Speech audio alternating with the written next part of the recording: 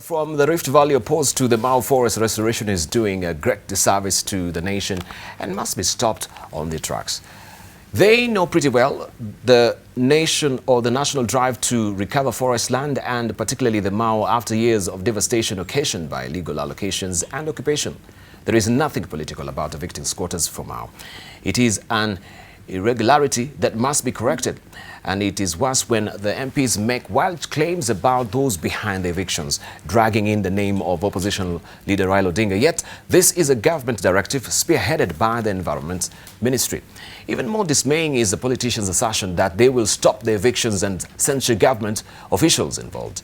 This is an act of impudence and must be rejected. Facts about Mau rehabilitation are well known. In February, Environment Minister Kiraka Tobiko appointed a task force on forest protection and whose mandate included determining the status of these natural resources. 4 months later, the task force presented findings of its investigation, not just to Mr. Tobiko, but to Deputy President William Ruto, which was a signal that the matter was top in government agenda.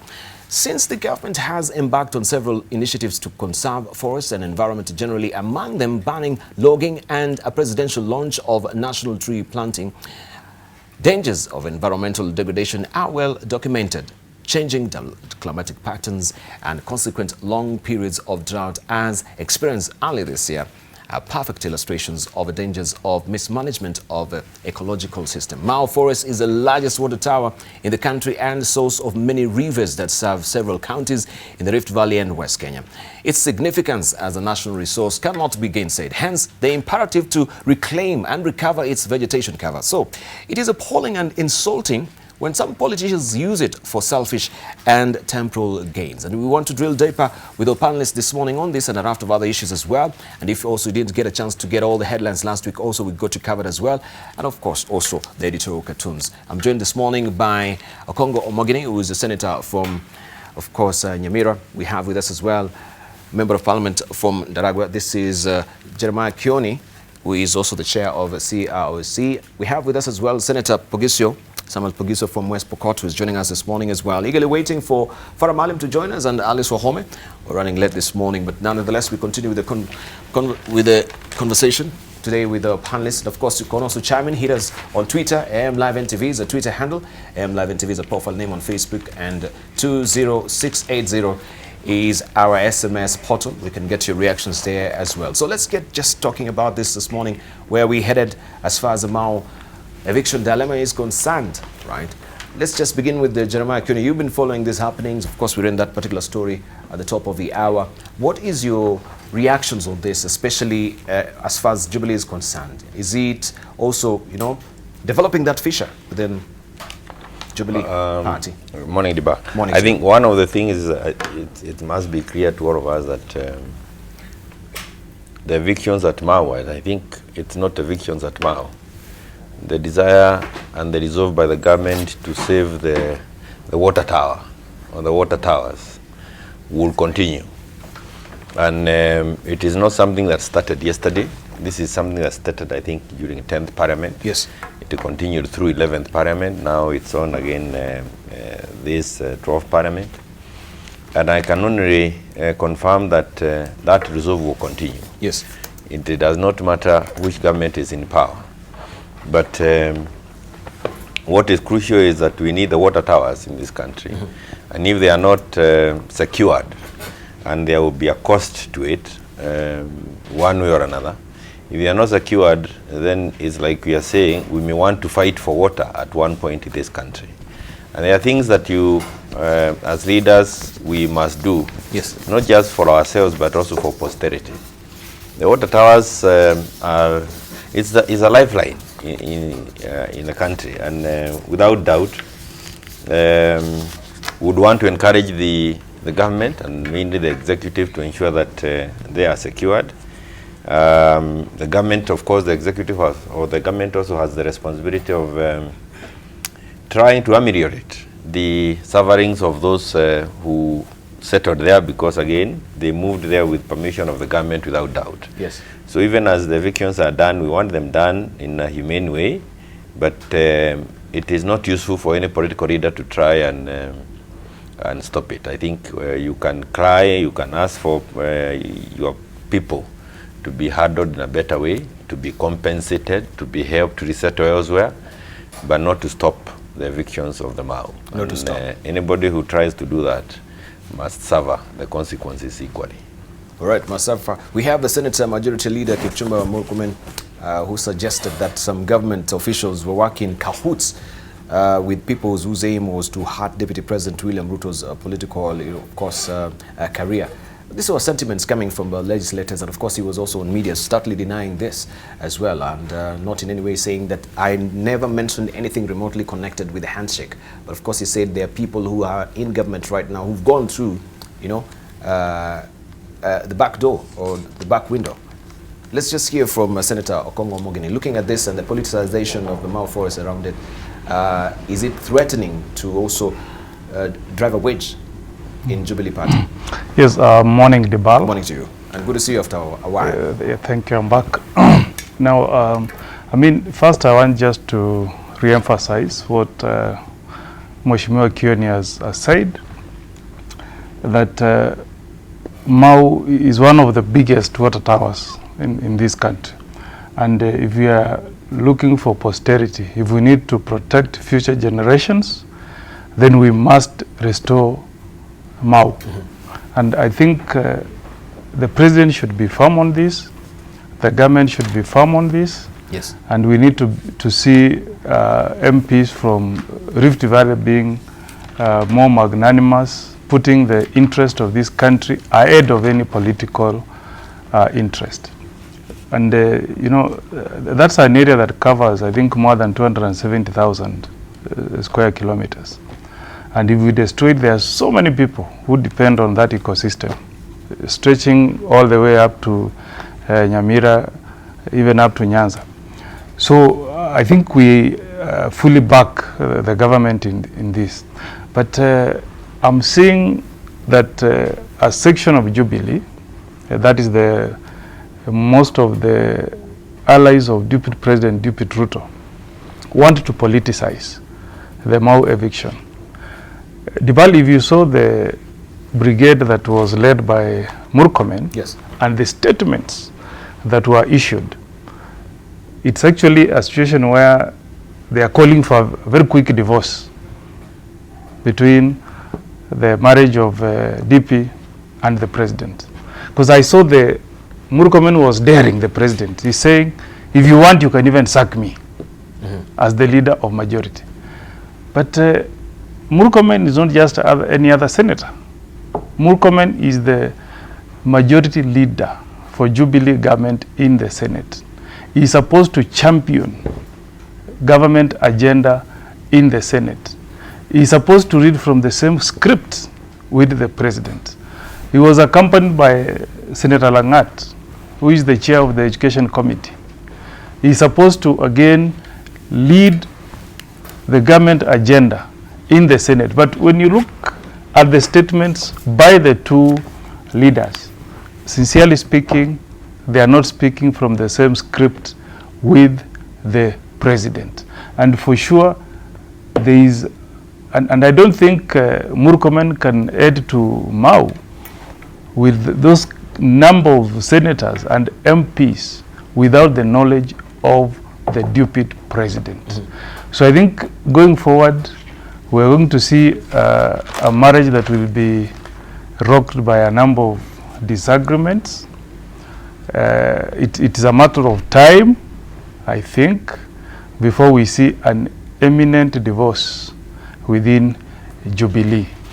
Now, for the president, really, I think these are the statements you see from the leaders who are speaking in Mau are meant to kind of derail his agenda, because his agenda really is to ensure that the Mau restoration is on course, and he has made it very clear that whether the people of Mau like it or not, that agenda of restoring Mau Forest, yes, is unstoppable. What I can say is that even when you move out of the Mau and look at the corruption agenda by the president. Still, a number of CSs allied to the deputy president are not speaking from the same script with the president. You saw the purge at Kenya Power. Yes. And you saw the CS, Keter, daring the president and saying, I wish I could be the one taking responsibility instead of purging the suspects, the top leadership at Kenya Power and Lighting Company. So you can see that the allies of DP are not reading from the same script with the president. Right. Let's say from Samuel Pugisio, your reaction? Thank you very much, Diva, and good morning. Good morning to you. I think the issue which I'd like to address this morning is about the powers that we basically lend to people on our behalf. The powers to be majority leader, the power to be chief whip, and so on from the houses. They do not give you extreme powers, so that you may have powers to think that you can actually, like I think I sympathize with Murkomen, because being a majority leader, he has been allowed a bit of leeway by the president to look like they're very big people. And that's really getting into the heads of most of our guys who have got these positions. And I'd like to just continue. I'd like to really feel for them that they should not be getting to a place where they want to compete with the power that the president has, because that is power you cannot share with anyone. But secondly, if we really want to fight and get the Mau forest back to where it is, I would like to recommend that we deal with it as the major thing we want to do is restore Mau forest. How we deal with the people who are within the Mau forest, we should really think of a humane way of dealing with those people, but still restore the Mau forest, because that's the high water tower. That's one of the big water towers that we have. And I'd like to see if somebody says, these are my people who are suffering. Let's remember that the entire people downstream are also your people. And you must also work towards enhancing the lives of those people downstream as well who are suffering. So the Mau forest should not be a political ground for anybody, but it should be a humanitarian ground. That's what I'm saying. We should all help because of the crisis that is there. People have lost their homes, people have lost livelihoods, their shambas and so forth, those who have been there. But more importantly, Diva, let me just say, if for all these years people have been made to feel comfortable enough until they thought they were not going anywhere, it is again our politics. Every 5 years, because we fear elections are coming, we don't say the right things to people, people just keep staying in the forest. And now when we are ready to do something about it, we have not prepared these people. And I think that it becomes also a big problem, because in politics we fear to tell people the truth, that you're going to be evicted from here because we don't want them, they become our people, my votes. But really, if those people had been if that matter had been dealt with, those people would have been ready. Compensation should be ready for those who deserve, and a humane removal for those who are there illegally. And so I can understand why politicians go there, but absolutely we should never have a situation where we fear to do the right things because of our political structures, our political agenda. Right. We need to drill deep and find the genesis of this issue, because we know, yes, this was a very hot topic during the campaigns in 2013, and it was maybe, as we said, a Gordian knot that Ruto was able actually to cut it, right, and many people also to vote for, you know, for him in the Rift Valley during that particular election, and it was a tripping wire for Raila Odinga as well.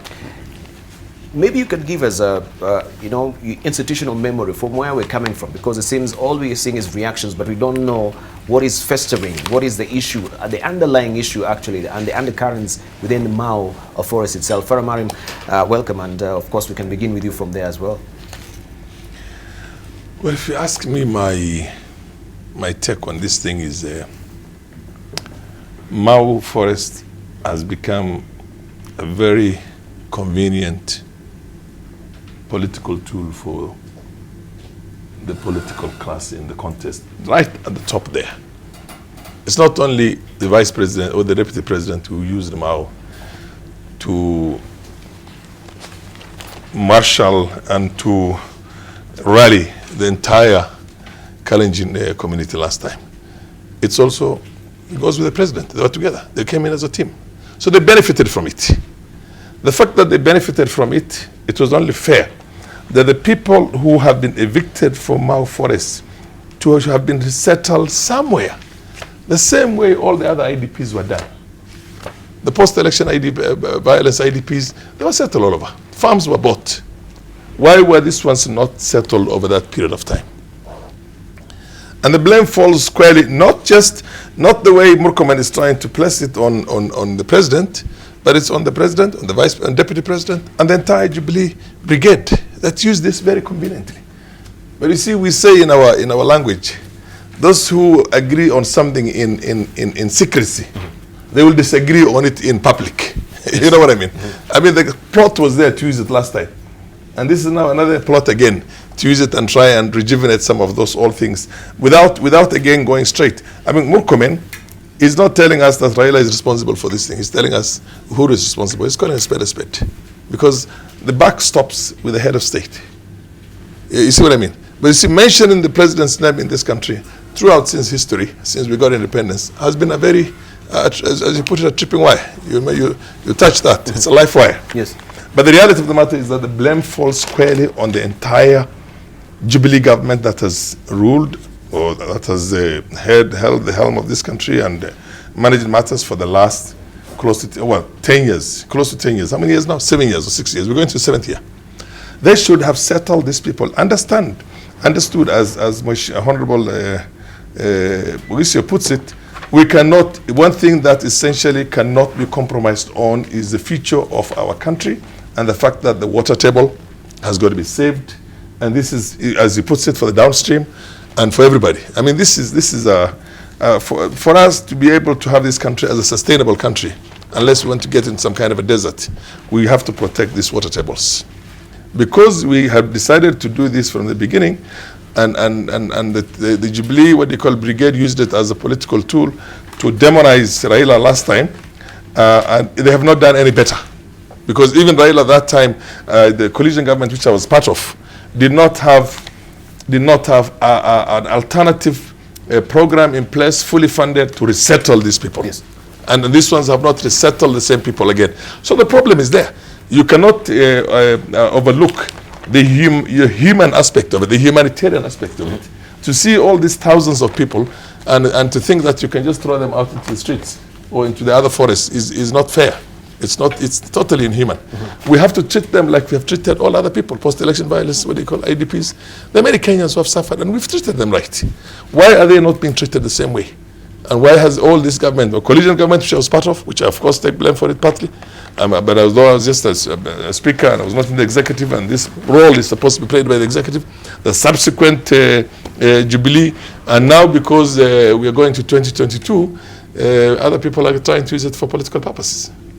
So this is all politics. No leadership has ever cared about the plight of these innocent, very poor people. When you look at them, you feel sorry for them.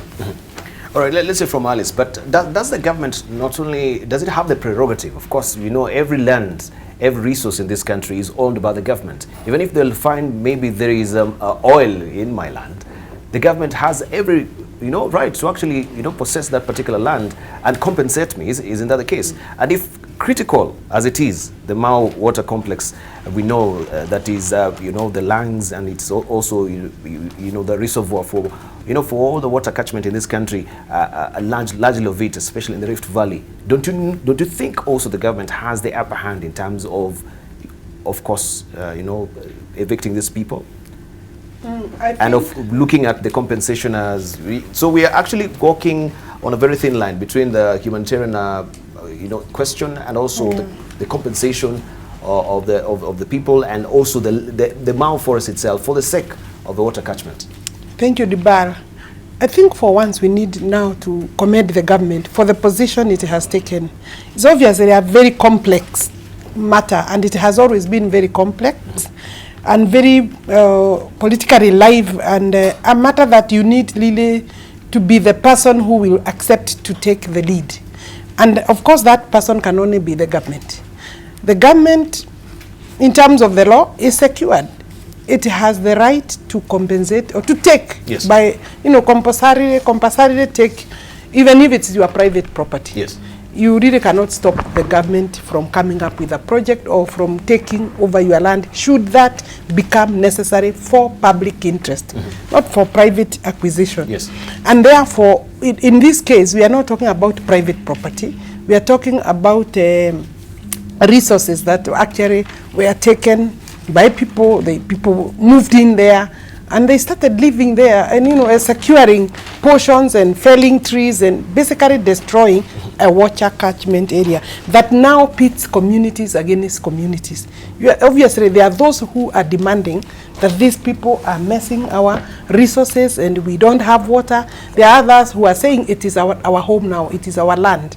You saw people there, their emotions have been whipped by politicians who now want to take advantage of a bad situation. Yes. The government has now a responsibility to continue with the process it has taken, but these people must be treated humanely, because I don't think we woke up, if the government woke up one day and said get out, I think that would be wrong. Restoring water catchment is not a one-day event. It's a process that will involve the people. It's a process will involve moving people away from this place and relocating them. I don't see that as a way of compensation as such. It's a way of relocating the people and ensuring that they are well settled. Because the government made a mistake. Governments work in succession. This government may not have been the one that did the allocations, yes, or allowed the movement of the people into the water catchment, but governments work in succession, so they take the responsibility of settling these people. I don't think they will get away with that, but people must not be beaten, people must not be harassed, people must be taken to places where they will be housed, and therefore I don't believe that it is a mass movement. We can't do it by way of a mass movement. It could take a year, 2-3 years, but it has to be done. And this, apparently for me, is clearly the right time. Why? The president now, is serving his second term, his final year. He doesn't have to please anybody. With his deputy, obviously it is a very difficult position for, yes, both of them, because of course he will be told, we gave you the vote, now look at what you are doing to us. But eventually in the final run, the good that we shall have done with this exercise really surpasses any politics. You see, now we have the handshake, nobody will now come there. And the Jubilee cannot be now the one splitting hell. Whether it's Mulcomen, I hope the concerns of the leadership, political leadership, and I can see myself in that situation, yes, as a political leader, as a member of parliament for that area. Obviously, I will stand with the people, but I would have to put the government to task to ensure that my people are properly secured, properly moved. And I think the case of police moving in there like they are dealing with the stones, it cannot be acceptable. Right. But what do we take of the politicians who actually have, they're letting this inflammatory statement strip off their tongue as well, Jeremiah Kioni? Well, what should be the remedial measure that should be taken sternly on these politicians as well? It's really a difficult situation for those who've been, those leaders who come from that region. But I don't find it that difficult when you really think of the issue that we are dealing with. The people occupying the Mau, when they are being moved, they also start to benefit in the long run. If they continue at the Mau, they will serve us, everybody else serve us. And I don't think we, the politicians, will continue trying to milk politics out of it, one way or another, whichever way. But daring the president certainly fries it's not something that can be taken that way. And I don't think Murkomen has had the last of it. If he had individuals who wanted to take his position, he has offered them an opportunity for them to go for it. And I can see some of them are going for that position very strongly. So he should expect to get some bit of flanking from that. But I don't think also they should, Jubilee, ODM, everybody should stop inciting. It's not an area to go and incite. We need these water towers. And just for the sake of history and Farah, I would want to say that other than blaming, it is really a question of who takes responsibility. A responsible government will move people from all the water towers.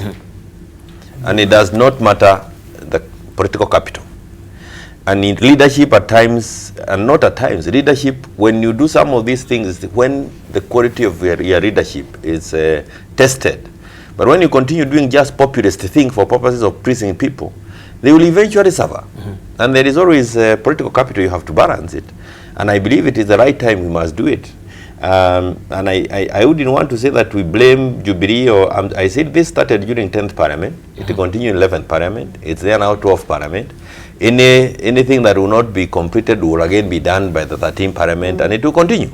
Because we must have it in our system that water towers must be free of human habitation. And let me just also remind you that this happened on Mount Kenya. People were actually evicted, and they settled along Nyeri Nyahururu Road for quite a while. Yes. It was also done in Abadeas. I am next to Abadeas. Daragwa is just next to Abadeas. And our own people are also evicted from Abadeas. And ways of they managed to get themselves one way or another helped to settle. Some of them really did help themselves. Some are still there. And some are still struggling and suffering.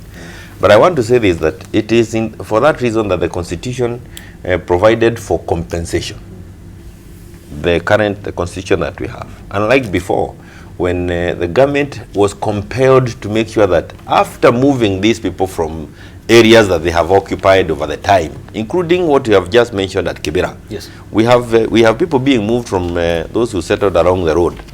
And once moved, the government cannot abandon them because it's the responsibility of government. We all belong, and the government has a responsibility to each one of us. So it's still the responsibility of the government to look for ways of helping those who have been evicted, not just from Mau, but even other areas. Even those who are moved from Westlands. Thank you. I'm sure the government did not just abandon them, and that is in the spirit of this Constitution. Right. Let's take a short break. When we circle back, of course, we look at that because also this raises the issue of, resource management, especially. I'm holding court this morning with Farah Malim, who is a deputy leader, who was actually the deputy leader of the Wiper Party. Also, we do have with us Alice Wahome. She is Member of Parliament from Kandara. We do have also with us Samuel Pogisio, who is a Member of Parliament, Senate of West Pokot.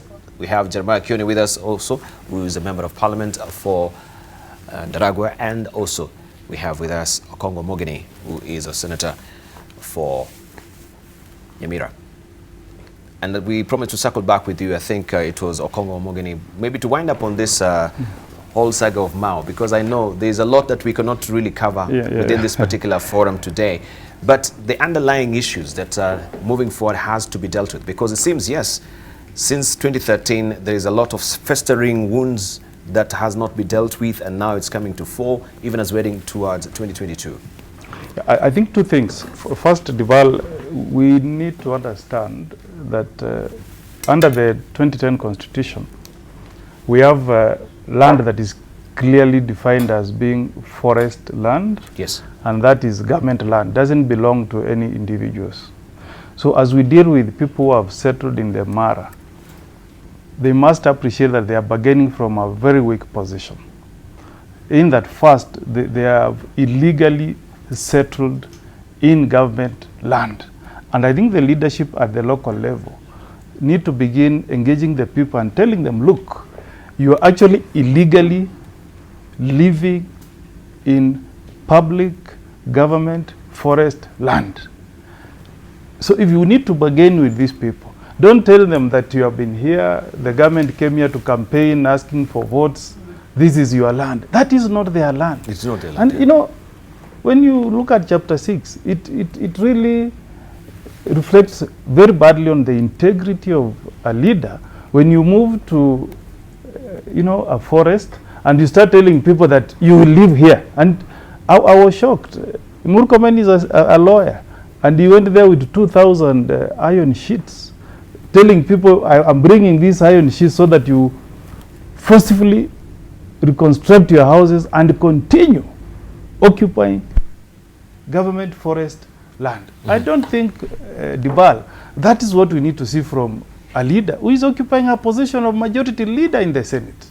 And number two, Dibal, yes, even if you wanted to resettle these people, the first step is to ensure that you move them out of the Mau, you restore the forest, and then you can look for alternative land for them elsewhere. And I'm even told a government agency, the Kenya Forest Service, there is I think a resettlement plan that was done. Yes. And a boundary was drawn. And these people are told, please don't settle further than this line towards the forest. The cut line is there. Yes. Yes, it's there. Now, instead of leaders going there and telling them, you have committed a mistake by going against this mutual agreement that was arrived at between the government and you as people. People are going there telling them, you can continue moving inside the forest. That is not the way to go. Then number two, it's the language that our politicians are using to incite people. Now, I don't think, if you go to the memorandum of understanding in the handshake, Murkomen is telling people that somebody came through the window and entered into an agreement with Amukora. These were two senior citizens, leaders of this country, Raila Odinga and His Excellency the President Uhuru Kenyatta, who signed a memorandum. And this memorandum is supposed to bring peace, unity in this country. There is nowhere in that memorandum where Mau is mentioned. And there is a leader who is supposed to speak to the government, telling people that this memorandum is the one that has brought about the issue of evictions from Mau. That's not the way to go. Then number two is saying this is to derail Ruto's presidency for 2022. I don't think the president is interested in derailing Ruto's presidency for 2022. His interest is to restore the Mau forest. So I hope that the leadership, the president, can summon, because these are his leaders, they are supposed to speak for him in the Senate and in Parliament. I hope he can summon them and tell them the fact. Let them have a discussion. Let him give Murkomen the memorandum of understanding between him and Raila Odinga and ask him, where is Mau mentioned in this? What has restoration of Mau got to do with the deputy president 2022? That is really not the way to go. And if we let, I'm telling you this, if you let Murkomen to continue with this narrative, it's going to be an epidemic. This is going to spread from Mau. Next you will see a rally in Kericho. You will see another one in Nandi. It will derail the president's agenda of ensuring that we have peace and unity as we get towards 2022. Right. Pogiso, you think actually, because we've had him also on media yesterday saying that he was misquoted, that what he said was not totally, directly pointing to the president. It was not pointing also to the handshake as well. How do you read it if you've heard this particular statement, no matter how you slice it? I've listened to statements that time and even yesterday. And it is principle in communication that communication is irreversible. You can't get it back. It's gone. And how do the people, the general population, read it? They read it the same way that a number of us are reading, that he was referring to the handshake. And that really got a lot of people angry, because to come back and say I didn't refer to it without telling us what then did you refer to? Yes. Then it becomes a bit difficult. And we need to well, this is my problem is, as I said before, we need to tell our people the truth.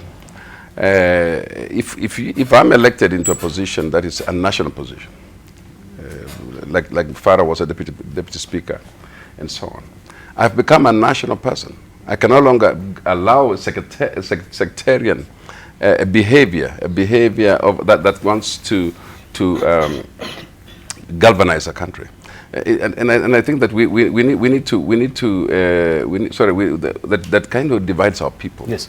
And so basically I'd like to ask leaders that once you get a position, position of chief whip, majority leader, position of speaker, and so on. You now begin to look at the country as your whole. Everybody in the country is your people. And we stop this business of saying playing the tribal card. We all worry about these people in the Mau Forest. I invite myself personally, and I saw the other day my political party, KANU, going with food. And I said, let's be humanitarian. But there is a cut line, and we must tell our people the truth, instead of telling our people that you're okay there. The worst part of this thing was the defiance. Yes. Okay? And I think that those of us who know, we get emotional sometimes when our people, our people get into those kind of situations. We get so emotional. But being defiant to the extent of saying, go back. Are you not endangering the same people? You know, are you helping the people, or you are endangering them? What is your capacity to protect them? That's basically what I ask. What capacity do you have to protect them in that forest? Even if you gave them the mabatis and they went in the forest, then how would you protect them there? So that, you know, that's why I was saying the government can act as government. The president is there. Ultimately, it is the president who has the powers to do all these things. But you can't tell me that we share that power. Nobody shares that power. And so if the government of Uhuru Kenyatta is saying, sort out the Mau situation, it is now the nearest people to him, actually, are the majority leader, the party whips and party leadership. Those are the people who should rally quickly and support. Thank you. Right, let's hear, Jeremiah, let's hear from Alice, then we'll come to you. Or you wanted to finish on, let's just hear from Alice. I just want to say something very brief. That when you are the leader of majority, or maybe the chairman of a committee, both in the Senate and the National Assembly, for your party, you cannot take the positions that Murkomen has taken. Because one, you are supposed to assist the government in the implementation, in moving the proposals, the government proposals, on behalf of the government, and also mobilizing members to support the government agenda. So if this is the government agenda that we are going to restore the Mau, then you cannot hold the position of the majority leader in the Senate, and then you are the one mobilizing in the Mau to tell people, no, go back. Murkomen is completely conflicted. And maybe rightly so he should do the rightful thing, or the right thing, to actually resign. Because he's conflicted. He doesn't now know who to support. Is it the people, or is it the government? So he can't hold now the two positions. Because it gives a very bad picture of the government, that you are supposed to be saying what the government has done is right. Right. But we just heard also of Sakaja saying that you cannot, you know, he's a politician and he's the Senate, you know, majority leader. So we need to uncouple the politician you see, that's the from point. The leader. You can leave the job and do the politics. But you cannot do both. It is not possible for you to contradict the government to that extent and to that level. It doesn't happen. It really doesn't happen. So what steps should be taken right now that now this has been said, it is stripped off his tongue, and people are saying you should resign, you know, Murkomen, because, yeah, you have a conflicted view about the whole saga. What will be the step? Let's just hear from, you know, the senators themselves, briefly, Pogiso, before you come to Farah. But by the way, once you do that, and this is why Chapter 6 of the Constitution is very important, I keep reminding ourselves as leaders that Chapter 6 is there for us. It's not there for someone else. It means that if you feel like you have actually done that, you look at other jurisdictions where people would actually resign, and of course, because you're saying something that you're supposed to mobilize members of parliament. He's the one supposed to mobilize me and everybody else to say we are going in this direction because this is the government position. That's the leader of government business in the House, basically. And so I'm just saying basically that if it is Jubilee, the Jubilee Party, the Jubilee Coalition, whatever it is, must come to terms with the fact that organizationally they are in trouble. There's a lot of conflict organizationally. If the people who are supposed to whip us into a direction are whipping us into different directions. It's not going to work. And so, is it that there has been too much camaraderie within Jubilee, so much so nobody can identify now where the stakes are higher, where the power really lies? I would suspect that has been the case. And now it's time for the head of the party, okay, to take action against people. And of course, I've seen the Secretary General of the party speak yesterday, and he has come out, and of course, obviously, you can see the contradiction now, clearly. Yes. The head of the Secretary General of the party saying we are heading in this direction, and the leader of the majority is saying something else. And so, the party that is in the majority is in trouble, except that there is a handshake, and that's what's keeping this country going stably. Farah, should he resign, should he not? In a country where we know the mantra is not, I'll not resign. I'll rather die than resign. Do you think he's going to resign? You know what really amazes me about this whole thing is the multiple standards that are common, a commonality in this country right now. I was watching some people in Kisumu yesterday on the TV in which somebody was saying that there's a debt, that there was a previous debt, and there was another debt, and there was another debt. And this guy is talking about the debt. Essentially what he's saying is that we supported Uhuru, and he's not done the best for our people, particularly in this particular case. We cannot deal with problems of this nature in this country piecemeal because we want to get one person or the other at a moment which is convenient. We have to have a system that essentially does not allow exactly what Murkomen is doing, but also does not allow what Outa and other brigades and all other brigades are doing. We have to come up with something because this is all politics. It's all politics, and it's all about 2022. Period. And everybody is in 2020. Let's not kid ourselves that this or that. I know there's an agenda for, but you see that has, when you have to come with an agenda like that, you have to internalize that agenda at the party level. This is a multi-party democracy that we are managing. It's not a dictatorship. It's not a single party. Before an agenda like that is brought to the nation, it has to be internalized by the ruling party itself. And let the ruling party be on board, then it's sold after that. That has not happened. I'm looking at these things purely from even an academic or philosophical point of view. We need to change the manner in which we transact politics in this country. Otherwise, we'll always be we'll deal with Murkomen today, tomorrow you'll deal with somebody else because then it becomes much more convenient. The day after, somebody else comes up with an outrageous thing. These are the kind of things that will never take us anywhere. And it has to start right at the top. The president has got to call his brigade, sit down with them, internalize these things, come with a position, and then tell them we are going in this direction. If there are any serious debates to be done, you remember, for example, there's a collision in Germany sometimes back, this lady, Angela Merkel, on the issue of immigrants. Yes. She's she's really welcomed immigrants. And rightly so, because she knows the reason. One of the reasons why Germany is the most powerful economy in the whole of Europe is because of the immigrants that they brought in, mainly from Turkey, after the Second World War. But having said that, she did not go out there and say that somebody cannot disagree with me and make a lot of fuss about it. She sat down with the other people who are in the coalition with her. There's a party which is in the coalition with her. And they ironed out their things. And they came up. That man gave her 2 weeks and said, in 2 weeks, if you don't come up with an answer, we'll pull out of this coalition and we're going to go for new elections. We'll have a new prime minister. She didn't go out there calling names and say, oh, you cannot talk these things about the president or the prime minister. No. Where at the party level, there's a certain equality that people have to sit down together, iron out these things together, and they come out and sell it to us. That should have happened. We have a multi-party system, and we are not running parties. We don't have to reinvent the wheel again. So, now who is weighing in? I'm not in Jubilee.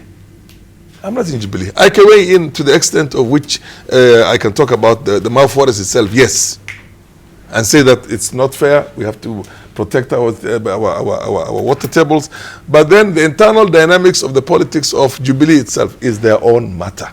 Whether he wants to sack him or want to get rid of him, whether he wants to resign himself, is an internal matter for that particular coalition. It's not something for other outside people. But right now, it's a public matter. Everybody feels that they have a right to weigh into it and to determine how it's going to be done. By the way, when you go out there and run as Jubilee and to choose your own majority leader, it's only Jubilee that's going to choose. The other members of the Senate from other parties have no role in that. All right, let's hear from Kioni. One is that I think as a party, we agreed on the direction to take. Ensure that the water towers are not occupied by the people. You had a PG for that? And it doesn't even need a PG, it requires common sense. And allow me to use that word further. Because there are some of these things, and I don't want us to be dragged on this issue of, the thing is that we have political interests. We have politicians who come from this area. It is a question of how do they behave, because it affects their people. They must be with their people. How they deal with it is really the test. And I don't think there is anything about debating where we want to go on that issue. I think it is an issue that has been clear time over. And there is, I think it was the U.S. Secretary of State. Was he called Tillerson or Tillerson? Tillerson. Yeah, who was caught calling Trump a moron. And it was just a matter of time before he could see the door. And I don't think you go insulting your seniors in politics and get away with it. I saw Murkomen saying he's a child of a squatter. And if he is not qualified to sit because he comes from the squatter, I don't know who has not been a squatter. I have been a squatter. All of us have been in the squattering, unless you do not know the history of this kind. But he was trying to again play it and say these are the squatters versus the rich. Water has an issue of a squatter and a rich person. Everybody requires a glass of water, whether rich or poor. I mean, some of these things don't make any sense. But I think there is a deeper, so that we move away from Murkomen. I wouldn't want us to have the debate of him. It's the issue. And this, we must be careful not to allow the Mao to delay the fight on corruption. Because pushing on Murkomen too hard would then allow the narrative that there is a specific group of people who've been targeted on the corruption agenda.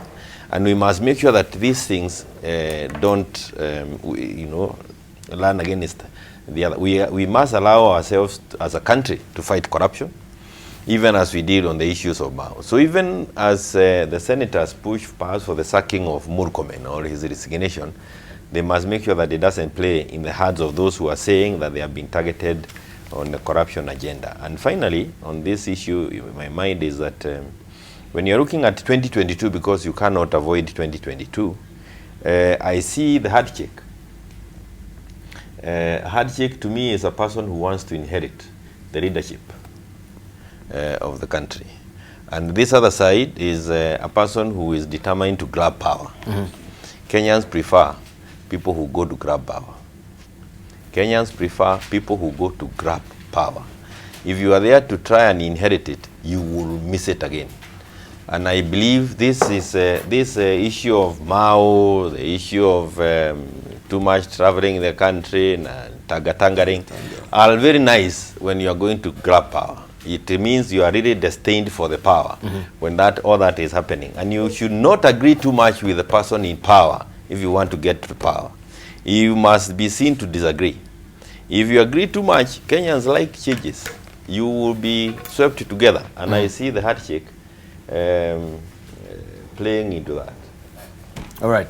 So unless you have something, Okong'o Mogini, we can move on to the two Turkana oils. Farah, you're straining out the issue system very briefly. Yes. No, you see, I like what you say. That the handshake itself, somebody is expecting to get there through a handshake, and somebody else decided to fight it out for himself, which is a good thing. I'm happy with that, and I want to see everybody. I want to see Raila out there fighting for himself. I want to see Gideon Moi fighting for himself. You know what I mean? William Ruto has come out and said, I am going to fight for this city, willy-nilly, whatever it takes. whether the president and the Jubilee Brigade is going to be fully with him 100% or not, that is what you call healthy, progressive politics itself. Now, for us to try and then mix that one with the day-to-day running of the country itself, and peril our own nation and population because on the basis of that, yes, to try and either create an enmity between an individual and his so-called choice of handshake, whatever it is, and a certain block of votes, or on the other hand, to victimize and harass and push out people who essentially should not be handled in such a powerfully inhuman way. I think these things are all, in my opinion, sad. It's an element of sadism that essentially is coming out of that. So, but the good thing is, I'm beginning to understand and appreciate that Kenyans do understand this. Kenyans, don't fight out your 2022 issues on other issues that essentially will have an effect, or an impact, a powerful impact on our lives. On our lives. Whether it is protecting our water tables, or whether it is trying to go for the jugular vein of Murkomen because he has said, I don't see anything wrong with what he has said. In any developed world, people say all sorts of things about their leaders. Dictators are created by the people. They don't create themselves. All right, thank you. So Uhuru, by the way, is not somebody who really likes to be exalted and to be called all sorts of names, or Sao, or Mtukufu, or whatever. He's a very simple guy. So, and I'm sure he's taking it with a stride.